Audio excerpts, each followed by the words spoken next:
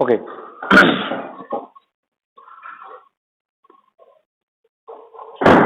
ठीक आहे मुलांनो, next lecture.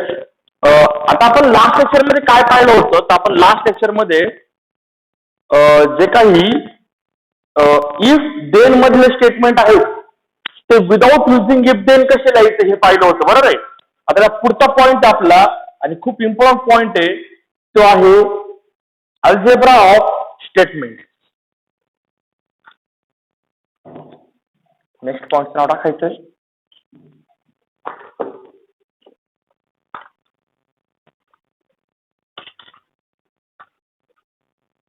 Algebra of statement.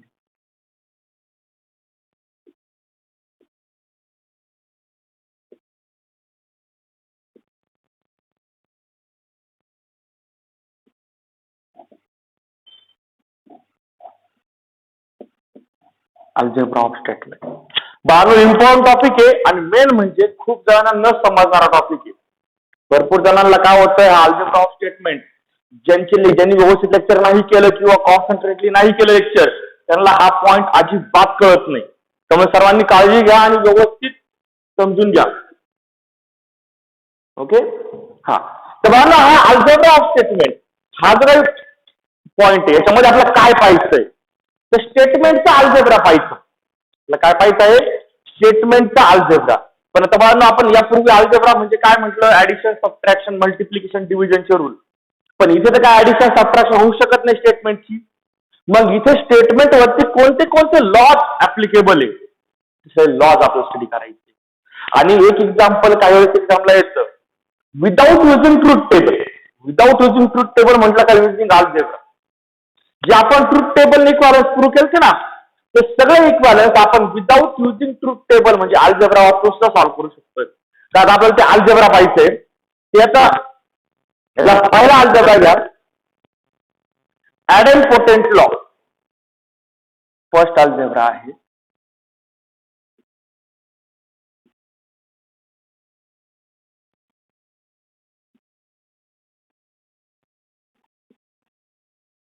ॲडेम्पोटेंट law. म्हणजे तुम्हाला कोणत्या लॉची सिक्वेन्स वापरायची सांगेल. सर्वात पहिला लॉ आहे ॲडेम्पोटेंट लॉ. आता ॲडेम्पोटेंट लॉ काय सांगतो की सपोज पी हे एक स्टेटमेंट आहे, पी चा पी बरोबर अँड घेतला, पी चा पी बरोबर अँड घेतला, बाजू दोन्ही व्हॅल्यू सेम आहे ना, मग या दोन्ही व्हॅल्यूज परत पीच येणार आहे. म्हणजे P and P, P and दुसरं स्टेटमेंट काय होईल, अँड दुसरं स्टेटमेंट होईल पी और पी इज पी. म्हणजे कोणत्याही स्टेटमेंटचा स्वतः बरोबर घेतलेला ऍड आणि ऑर हा फरक काय असतो, ते स्टेटमेंट असतं. हा आहे ॲडेम्पोटेंट लॉ. ॲडेम्पोटेंट लॉ काय सांगतो, तुम्ही पी एक स्टेटमेंट घ्या, त्याला सेल्फ अँड घ्या म्हणजे पी अँड पी, किंवा सेल्फ ऑर घ्या पी और पी, त्याचा आन्सर परत पीच येणार आहे. म्हणजे कोणत्याही स्टेटमेंटचा स्वतः बरोबर घेतलेला अँड किंवा ऑर म्हणजे सेल्फ कंजक्शन और self disjunction is again the same statement. म्हणजे कोणत्याही स्टेटमेंटचं सेल्फ कंजक्शन आणि सेल्फ डिसजंक्शन हे परत तेच स्टेटमेंट असतं. ओके. त्यानंतर सेकंड कॉम्युटेटिव्ह लॉ. नंबर 2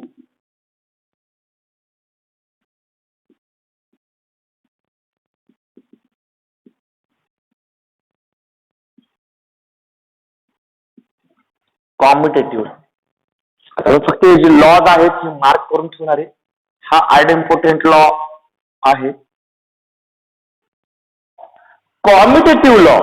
आता बघा कॉम्युटेटिव्ह लॉ सिंपल लँग्वेज मध्ये सांगतो. कॉम्युटेटिव्ह म्हणजे ऑर्डर इज नॉट इम्पॉर्टंट.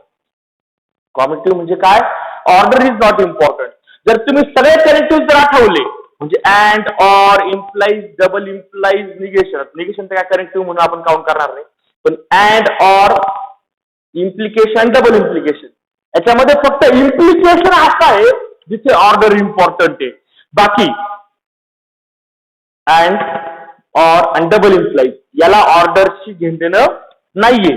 म्हणजे कम्युटेटिव्ह लॉ काय सांगतो बा, कम्युटेटिव्ह लॉ आपण अँड आणि ऑर बद्दल घेणार म्हणजे फक्त तर अँड क्यू जर असेल तर आपण ते असं पण लिहू शकतो, क्यू अँड, म्हणजे आपण ऑर्डर चेंज केली, एक नंबरचा 2 नंबरला घेतला, 2 नंबरचा 1 नंबरला घेतला तर काही फरक पडत नाही अँड मध्ये. तसंच पी और क्यू असतात, पी और क्यू आपण हे दोघं जर अल्टर केले म्हणजे पी इकडे घेतलं आणि क्यू इकडे घेतलं तर काही फरक पडणार नाही, म्हणजे क्यू और,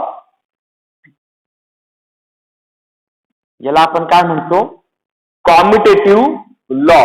आता कॉम्युटेटिव्ह लॉ म्हणजे काय इथे लिहून ठेवतो, ऑर्डर इज नॉट इम्पॉर्टंट. कॉम्युटेटिव्ह लॉचा पाहणं सिंपल मिनिंग काय आहे, ऑर्डर इज नॉट इम्पॉर्टंट. म्हणजे पी अँड क्यू म्हटलं काय आणि क्यू अँड पी म्हटलं काय, काही फरक पडणार नाही. पी और क्यू म्हटलं काय आणि क्यू और पी म्हटलं काय, काही फरक पडणार नाही. म्हणजे अँड आणि ऑर मध्ये ऑर्डरची घेणं नाहीये. तुम्ही पहिल्याला दुसरा घ्या, दुसऱ्याला फर्स्ट घ्या, काही फरक पडणार नाही, आन्सर सेमच आहे. ओके, हा आहे कॉम्युटेटिव्ह लॉ. ओके, नेक्स्ट पुढचा आहे तो आहे असोसिएटिव्ह लॉ. नंबर 3,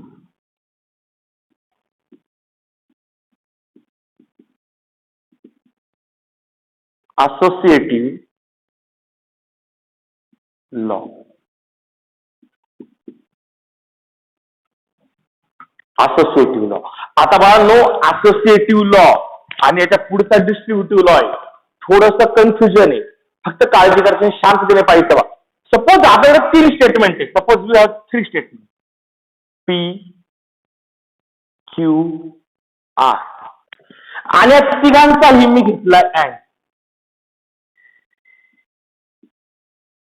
बरोबर आहे. तर बघा, असोसिएटिव्ह लॉ काय सांगतो की जर कनेक्टिव्ह सेम असेल, म्हणजे काय, हा P and Q and R आहे, तर आपण इथे असोसिएटिव्ह लॉ यूज करणार. असोसिएटिव्ह लॉ कसा यूज करू शकतो, त्यातली कोणाची दोघांची ग्रुपिंग करा, काय फरक पडत म्हणजे P and Q and R जरी केला तरी काय फरक पडत नाही. असंच ऑर मध्ये पण होतं, की झालं तुमचं अँडचं स्टेटमेंट. ऑरचं स्टेटमेंट काय होईल, पी और क्यू और R is P or Q और आर.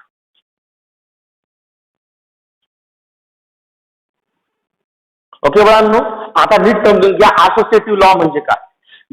असोसिएटिव्ह लॉ म्हणजे काय की जर तुमचं ऑपरेशन सेम म्हणजे अँड असते किंवा ऑर असते, बरोबर आहे. पहा, इथं पहिला मग सगळे अँड होते, जर सगळे अँड असतील तुम्ही कोशिश कसे पण सॉल्व्ह करा, काय फरक पडत नाही. म्हणजे P and Q and R आहे, मग एखादा क्यू अँड आर पहिले करून घेईल, नंतर अँड पी करेल, चालेल.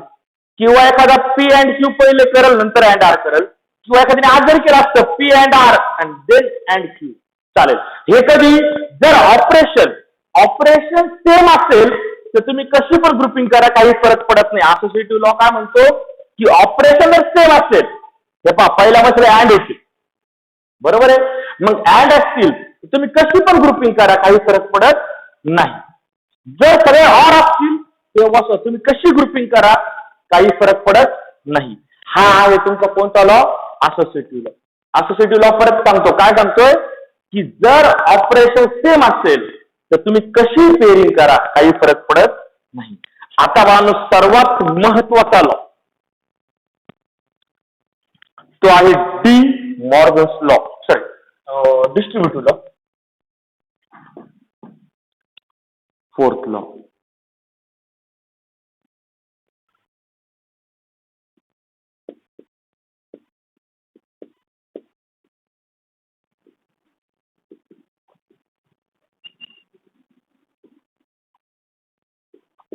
डिस्ट्रीब्युटिव्ह लॉ, आणि बाळांनो हा इम्पॉर्टंट लॉ आहे. हा लॉ आपल्या बहुतांशी लॉच्या एक्झाम्पल मध्ये येतो.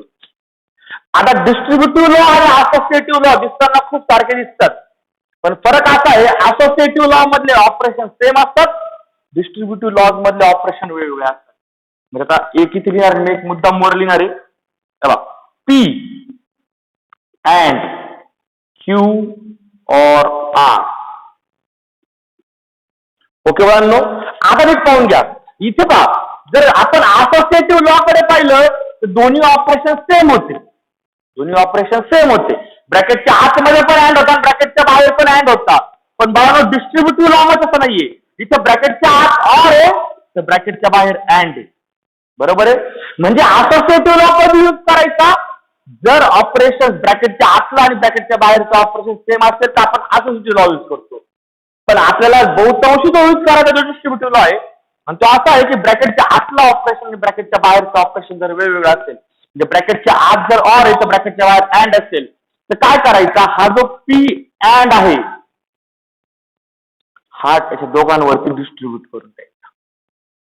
म्हणजे सर्वात पहिले पी अँड मी क्यूला दिला, हा पी अँड क्यूला दिला, नंतर तो पी अँड आर ला दिला, दोघांच्या मध्ये उरलेला जो ब्रॅकेटच्या आतला कनेक्ट होतो बाहेर आला. आणि बाळांनो हे आहे तुमचे असोसिएटिव्ह लॉचं स्टेट, डिस्ट्रीब्युटिव्ह लॉचं स्टेट. बरोबर आहे. डिस्ट्रीब्युटिव्ह लॉ दोन प्रकारे यूज होतो. हा झाला फॉरवर्ड डिस्ट्रीब्युटिव्ह लॉ, जिथे आपण पी अँडचं डिस्ट्रीब्युशन क्यू और आर वर केलं. पण बाळांनो हा लॉ उलटा पण वापरतो. डिस्ट्रीब्युटिव्ह लॉ उलटा वापरणं म्हणजे ब्रॅकेट्स मधनं कॉमन काढणे. जर हे दोन ब्रॅकेट तुम्हाला दिसतात, जर आपला कॉमन काढायचं ठरलं तर बाळांनो पहा इथे पी अँड आहे, हे डोक्यात ठेवा, फक्त स्टेटमेंट कॉमन निघत नाही, फक्त कनेक्टिव्ह कॉमन निघत नाही.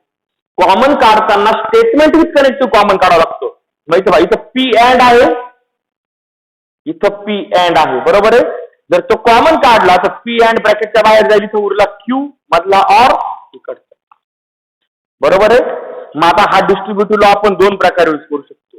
एक तर डिस्ट्रीब्यूट करून देऊ शकतो, त्याला फॉरवर्ड डिस्ट्रीब्युटिव्ह लॉ म्हणतात, आणि कॉमन काढू शकतो त्याला रिव्हर्स डिस्ट्रीब्युटिव्ह लॉ म्हणतात, उलटा. ओके. हा आता हे झालं फर्स्ट स्टेटमेंट. जर ब्रॅकेटच्या बाहेर अँड आणि ब्रॅकेटच्या आतमध्ये ऑर येतं, डिस्ट्रीब्युटिव्ह लॉचं दुसरा स्टेटमेंट पहा. जर suppose P or Q and R असेल, आता परत सांगतो बा, मी मुद्दाम वरती घेतलंय आणि मेन मुद्दा हा रिपिटेशन पूर्ण सांगणार आहे काय गरम. डिस्ट्रीब्युटिव्ह लॉ कधी वापरायचं किंवा डिस्ट्रीब्युटिव्ह लॉ कधी होल्ड होतो, जर ब्रॅकेटच्या आत मधला कनेक्टिव्ह आणि ब्रॅकेटच्या बाहेरचा कनेक्टिव्ह वेगवेगळा असेल. ब्रॅकेटच्या आतमध्ये अँड आहे तर ब्रॅकेटच्या बाहेर ऑर आहे. ओके. जर कनेक्टिव्ह वेगळा असेल तर डिस्ट्रीब्युटिव्ह लॉ, आणि सारखा असेल तर असोसिएटिव्ह. इथे वेगवेगळा आहे. मग काय करायचं, तर हा जो ब्रॅकेटच्या बाहेरचा पी ऑर आहे हा तुम्ही क्यू ला पण देऊ शकता आणि आर ला पण देऊ शकता. मग सर्वात पहिले जो पी ऑर हा मी क्यू ला दिला, बरोबर आहे. नंतर तो पी ऑर हा मी आर ला दिला, आणि मध्ये आतला ब्रॅकेटच्या आतला जो कनेक्ट होता तो अँड होता ब्रॅकेटच्या बाहेर. ओके मुलांनो, हा झाला फॉरवर्ड, हा फॉरवर्ड डिस्ट्रीब्युटिव्ह लॉ आहे, तो याला आपण नॉर्मली डिस्ट्रीब्युटिव्ह लॉ आहे. रिव्हर्स कसा वापरायचा, जर समजा मला हा उलटा वापरायचा किंवा दोन ब्रॅकेट आहेत, इथे पहा इथे पी ऑर दिसतोय, इथे पी ऑर दिसतोय. जर तो पी ऑर हा पी ऑर जर मी कॉमन काढला, दोन्ही ब्रॅकेट मधून पी ऑर जर कॉमन काढला तर पहिल्या ठिकाणी उरणार आहे क्यू अँड आर. उरला का बरोबर, पी ऑर ब्रॅकेटच्या बाहेर आला क्यू अँड आर. तेव्हा नो फॉरवर्ड म्हणजे डायरेक्ट डिस्ट्रीब्युशन करणं आणि रिव्हर्स म्हणजे कॉमन काढणं. कॉमन काढण्याचा रूल काय वाढलो, कधी कॉमन निघेल स्टेटमेंट मधनं, कधी कॉमन निघतं ज्या वेळेस एक स्टेटमेंट आणि त्याचा कनेक्टिव्ह दोघं पण सेम असतील एखाद्या ब्रॅकेटमध्ये, त्यावेळेस आपण त्यातनं कॉमन काढू शकतो. तर हा होता बाबा डिस्ट्रीब्युटिव्ह लॉ. बरोबर आहे. Distributive law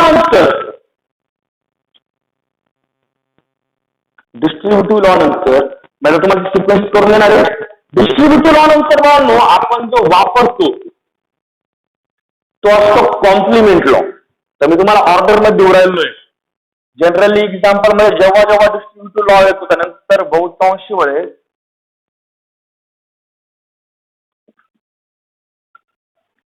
complement loss use होतो.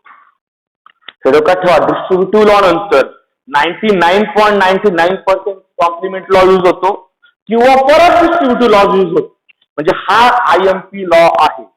आता हे जे नावांना मी मार्क करून ठेवतोय, तुम्हाला एक्झाम्पल मध्ये हेच नाव दिसणार आहे, डिस्ट्रीब्युटिव्ह लॉ, कॉम्प्लिमेंट लॉ.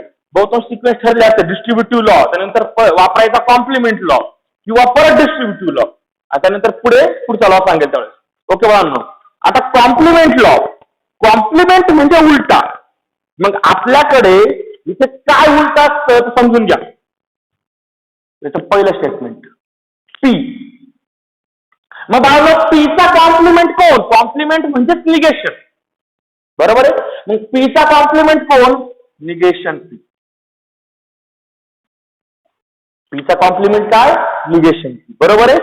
आता आपलं म्हणणं काय आहे, या दोघांचा अँड घेतला म्हणजे कोणताही स्टेटमेंट आणि त्या स्टेटमेंटचं निगेशन याचा जर आपण अँड घेतला. आता मला सांगा, ज्यावेळेस पी टी असणार आहे त्यावेळेस निगेशन पी काय असेल? एफ असेल.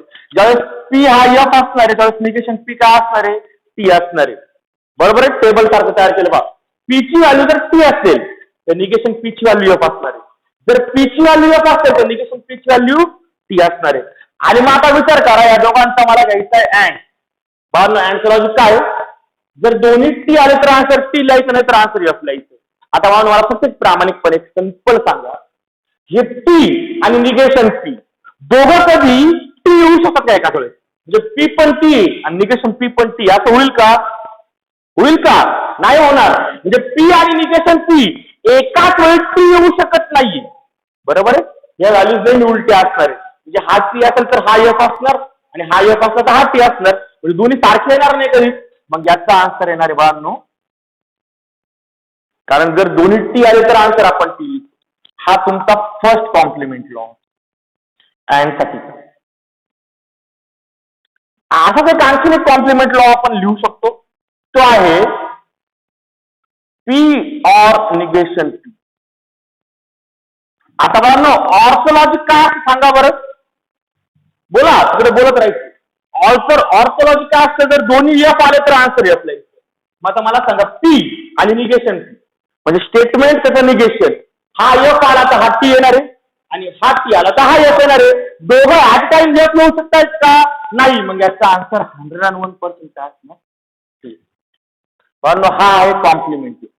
कॉम्प्लिमेंट लॉ म्हणजे स्टेटमेंट आणि त्याचं निगेशन जर कंबाईन झालं तर आपण कॉम्प्लिमेंट लॉ यूज करतो.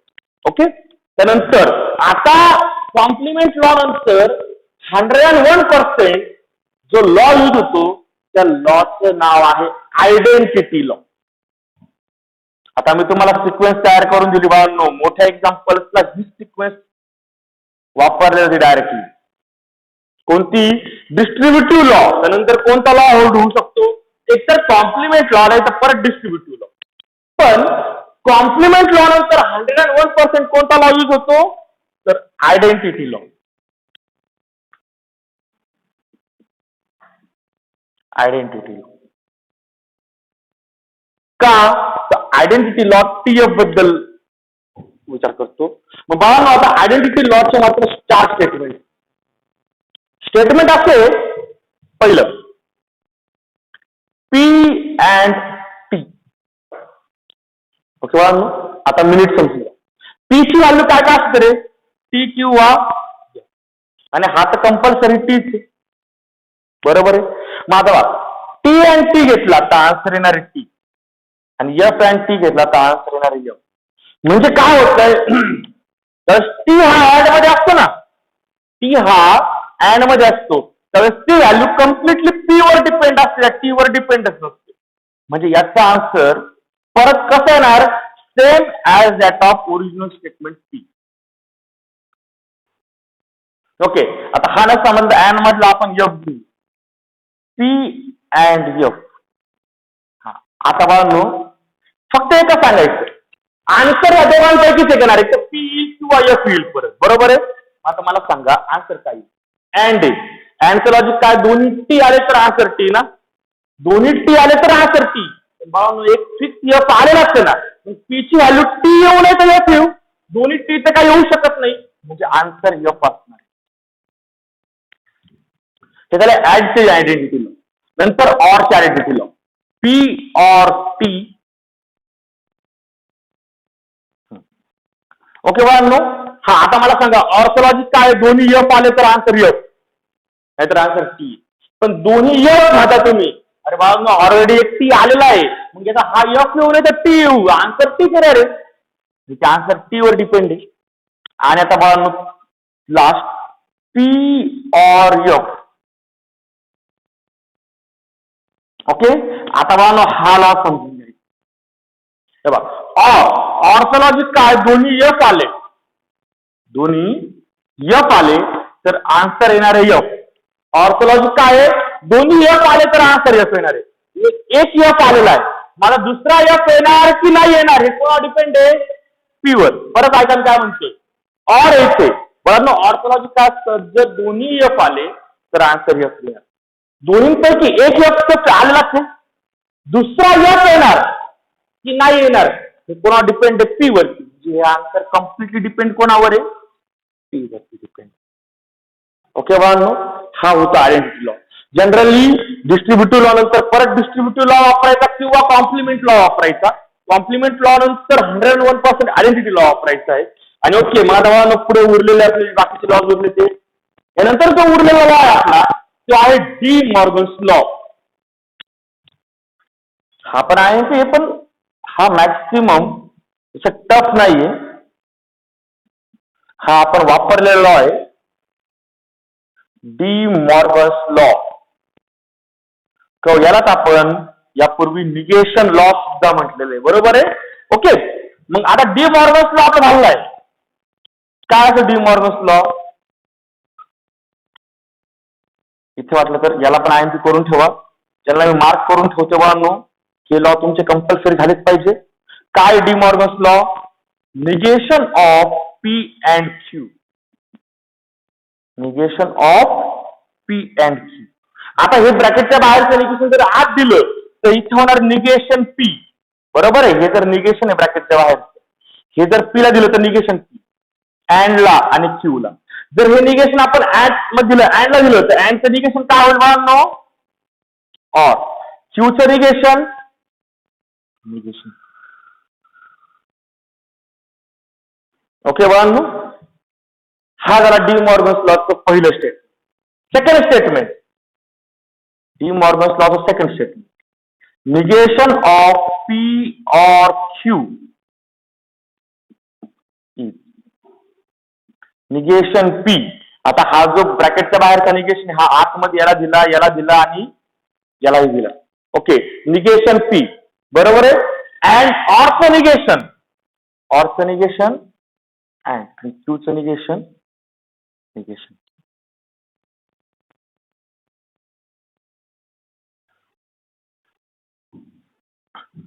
बरोबर बाळांनो, हा आहे डी मॉर्गन्स लॉ, बरोबर. आणि त्यानंतर पुढचा लॉ आहे, आपण यापूर्वी पाहत जिथे लिहिलं होतं negation of conjunction, negation of disjunction, त्या जागी हे जर नाव दिलं असं डी मॉर्गन्स लॉ तरी चालतं. ओके, नेक्स्ट पुढचा आहे absorption law.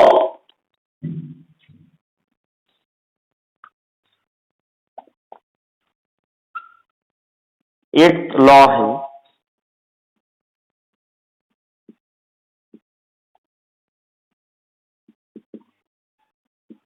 Absorption law. Absorption law आता बाळांनो हा बहुतांशी वेळेस येत नाही, पण याचे छोटे ट्रिकी एक्झाम्पल असतात जे तुम्हाला सीईटी लिहू शकतात. हा लॉ सीईटी साठी इम्पॉर्टंट आहे. ऍब्सॉर्प्शन लॉ काय सांगतो, P and P or Q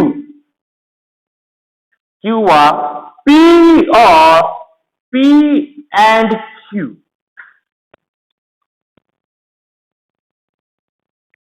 म्हणजे काय होते पहा, इथे जर तुम्ही पाहिला पी अँड पी और पी अँड म्हणजे एकच स्टेटमेंट पी, ते अँड मध्ये पण आलं लगेच ऑर मध्ये पण आलंय. तर हा जो काही पी आहे तो जर लगेच पहिले अँड मध्ये येतो नंतर लगेच ऑर मध्ये येतोय तर हा त्याच्या पुढच्या स्टेटमेंटला ऍब्सॉर्ब करतो, त्याचा आन्सर पी देतो. इथे मध्ये सांग पी और पी अँड, पी ऑर मध्ये पण आला, पी अँड मध्ये पण आला लगेच कंटिन्यू, त्याच्या पुढे किती मोठे स्टेटमेंट होतं याचा आन्सर पी असतो. आणि हा आहे बाळांनो ऍब्सॉर्प्शन लॉ. म्हणजे पी जर अँड ऑर मध्ये आला तो काय करतो, पुढच्या उरलेल्या स्टेटमेंटला ऍब्सॉर्ब करून घेतो लगेच. ओके, हा आहे ऍब्सॉर्प्शन लॉ. ऍब्सॉर्प्शन लॉ बाळांनो इथपर्यंत स्क्रीनशॉट घ्या. 8 लॉ झाले, अजून 2 लॉ बाकी आहे. पण ठीक आहे, ते 2 लॉ तुमचे यापूर्वी मी तुम्हाला शिकवलेले आहेत. पण तरी देखील बाळांनो इथपर्यंत स्क्रीनशॉट काढून घ्यायचा आहे.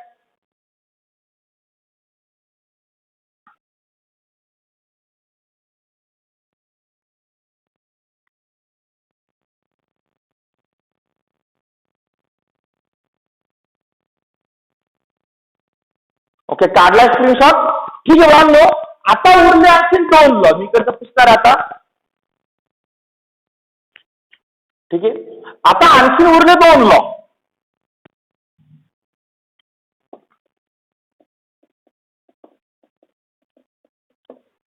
एक आहे तो कंडिशनल, दुसरा आहे बाय कंडिशनल.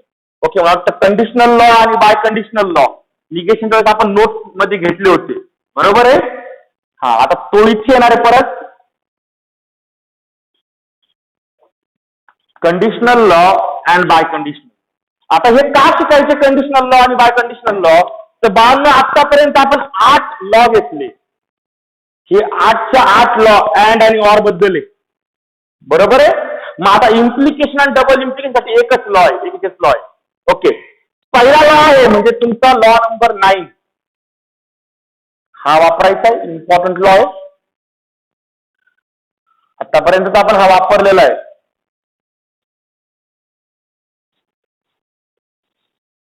कंडिशनल लॉ, आणि हा इम्पॉर्टंट आहे हे सांगायची गरज नाही, कारण की आपण याच्या पूर्वीच हा लॉ वापरलेला आहे,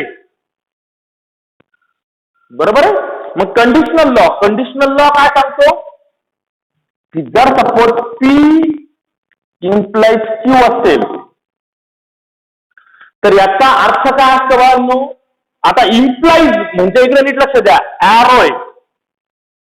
पी इम्प्लाइज क्यू असे, ही जी आहे ही मागची एरोची टेल आहे आणि हा जो पुढे आहे हा एरोचा हेड आहे, बरोबर आहे.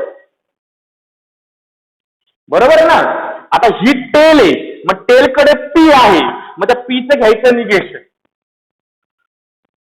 मेबी इम्प्लिकेशनच्या ऐवजी टाकायचा ऑर, आणि एरोचा हेड म्हणजे तो पुढे केलेला arrow head.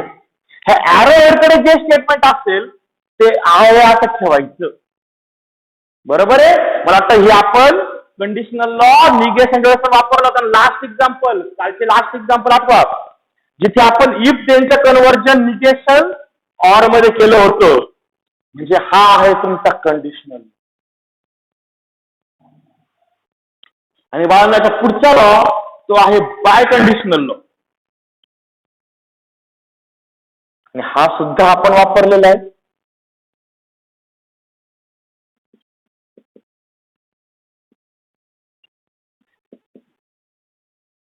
By conditional law,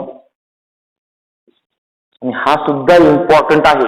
मी जे लॉज आपला वापरायचे त्यांच्यावरती मार्क करून ठेवले. तर बाळांनो बाय कंडिशनल लॉ काय आहे,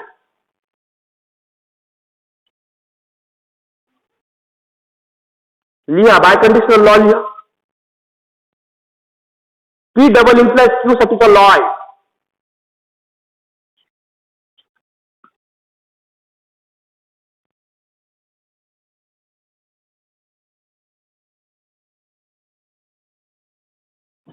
ओके, झालेला लॉ आहे. परत सांगतो इकडे बा, पी डबल इम्प्लाइज क्यू. जसं इथं एक एरो हेड होता, इथे दोन्ही बाजूला एरो हेड आहे. तर याचा अर्थ काय असतो बाळांनो, परत पहिले P implies Q and Q implies P.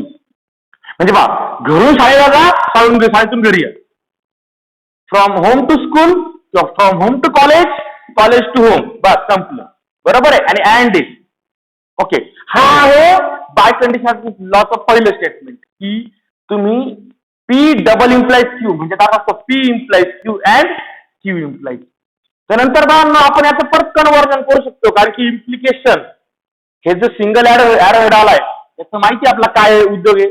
तर सगळ्यात पहिले मी इथे घेतो, इथे टेल आहे, पी इम्प्लाइज क्यू आहे, म्हणजे टेलकडे पी आला मग निगेशन पी, इम्प्लिकेशनच्या ऐवजी ऑर आणि क्यू आहे असंच ठेवायचं अँड. आता मला उलट आलं, ऍरोने टेलकडे क्यू आला म्हणजे असं घ्यायचं निगेशन, निगेशन क्यू, ऍरोच्या ऐवजी ऑर आणि पी मात्र आहे, पी डबल इम्प्लाइज क्यू. हा जो आहे बाळांनो हा आहे बाय कंडिशनल लॉ. बरोबर आहे. बेसिकली आपण याला बाय कंडिशनल लॉ म्हणतो आणि या बाय कंडिशनल लॉ मध्ये पर कंडिशनल लॉ वापरला की असं स्टेटमेंट भेटतं. तर अशा प्रकारे बाळांनो हे तुमचे एकूण 10 लॉ आहेत किंवा 10 अल्जेब्रा आहेत. ओके. परत नावं नीट लक्षात घ्या. पहिला जो होता तो ॲडम्पोटेंट लॉ, नंतर कॉम्युटेटिव्ह लॉ, नंतर असोसिएटिव्ह लॉ, नंतर डिस्ट्रीब्युटिव्ह लॉ. डिस्ट्रीब्युटिव्ह लॉ एखादा एक्झाम्पल जर तुम्हाला सुटत नाही बाळांनो, एखादं एक्झाम्पल तुम्हाला सुटत नाही, लॉचं एक्झाम्पल खूप मुलांना सुटत नाही, तर सिंपल सांगतो ट्रिक डायरेक्टली लॉचं एक्झाम्पल सोडवायची. जर तुम्हाला लॉचं एक्झाम्पल सुटत नाहीये, अल्जेब्राचं एक्झाम्पल सुटत नाही, याचं एक्झाम्पल डायरेक्ट स्पेसिफिक येतं, without using truth table prove that. मग विदाउट युजिंग ट्रूथ टेबल म्हटलं की हे लॉ यूज करायचे. बरोबर आहे. 10 लॉ आहेत. हे डोक्यात पाहिजे की शक्यतो जर हे कंडिशनल बाय कंडिशनल लॉ जर पुढे अप्लायला आले असतील डायरेक्ट वापरून टाकायचे. पण त्यानंतर जर एक्झाम्पल मध्ये गोंधळ झाला तर एक सिक्वेन्स ऍडजस्ट करायचा प्रयत्न करा. काही करून कुठे डिस्ट्रीब्युटिव्ह लॉ अप्लाय होतो का? डिस्ट्रीब्युटिव्ह लॉ 2 प्रकारे अप्लाय होणार, डिस्ट्रीब्यूट करून देणे किंवा कॉमन काढणे. बरोबर आहे. मग आपण काय करणार? डिस्ट्रीब्युटिव्ह लॉ अप्लाय करायचं जर करायचं. एकदा का त्याचा डिस्ट्रीब्युटिव्ह लॉ अप्लाय झाला, डिस्ट्रीब्युटिव्ह लॉ अप्लाय झाला की बहुतांशी म्हणजे जवळजवळ 99% एक्झाम्पल्सला काय होतं, डिस्ट्रीब्युटिव्ह लॉ नंतर परत एक डिस्ट्रीब्युटिव्ह लॉ होल्ड होऊ शकतो किंवा कॉम्प्लिमेंट लॉ होल्ड. बरोबर आहे. डिस्ट्रीब्युटिव्ह लॉ नंतर जर कॉम्प्लिमेंट लॉ होल्ड झाला तर पुढची सिक्वेन्स लागून जाईल. पण जर कॉम्प्लिमेंट लॉ होल्ड नाही झाला तर परत डिस्ट्रीब्युटिव्ह लॉ, परत डिस्ट्रीब्युटिव्ह लॉ नंतर परत कॉम्प्लिमेंट लॉ होल्ड होणार आहे. कारण 3 टाइम डिस्ट्रीब्युटिव्ह लॉ यूज होऊ शकत. मग परत आता डिस्ट्रीब्युटिव्ह लॉ नंतर कॉम्प्लिमेंट लॉ होल्ड होईल. कॉम्प्लिमेंट लॉ नंतर 101% बाळो आयडेंटिटी लॉ होल्ड होतो आणि तो होल्ड केला काही तर आन्सर येतो, नाही तर परत ही सिक्वेन्स चालू होती डिस्ट्रीब्युटिव्ह कॉम्प्लिमेंट आयडेंटिटी. आणि दोनदा जर यूज झाला तर तिसऱ्यांदा परत ही सिक्वेन्स यूज होणार नाही, फायनलला आन्सर. ओके. उद्या आपल्याला एक्झाम्पल पाहिजे लॉजचे. पण बाळांनो सगळे लॉज प्रत्येकाला समजले असतील. हे डोक्यात गावांनो सगळे लॉज प्रत्येकाने केअरफुली करायचे. लॉचे स्टेटमेंट समजले पाहिजे आणि मेन मुद्दा हे लॉची नावं लक्षात पाहिजे. रिझनिंग मध्ये तुम्हाला लॉची नावं लिहायची असतात. जर नावं नाही लिहिली तर टॉप केसवाल्यांचे मार्क जाऊ शकतात, जातीलच. म्हणून नावं पण लिहायची. तर की लॉजचे एक्झाम्पल बाळांनो खूप वेळेस वर्गातही डिटेल समजत नाही, कारण की एवढा टाइम नसतो इच अँड एव्हरी एक्झाम्पल घ्यायला. इथे आपण थोडे जास्त एक्झाम्पल घेणार आहे, त्यामुळे प्रॅक्टिस होईल तुम्हाला आयडिया कळेल. 1 आणि 2 एक्झाम्पल्स मध्ये हे समजत नाहीत. बरोबर आहे. सगळ्यांनी नीट लक्ष द्यायचे. उद्यापासून याच्यावरचे एक्झाम्पल ते लॉजचे एक्झाम्पल. एकाही मुलाने लेक्चर बंक करायचं नाही, एक क्लिअर कट डेली लेक्चर करायचे. ओके. ठीक आहे. ओके.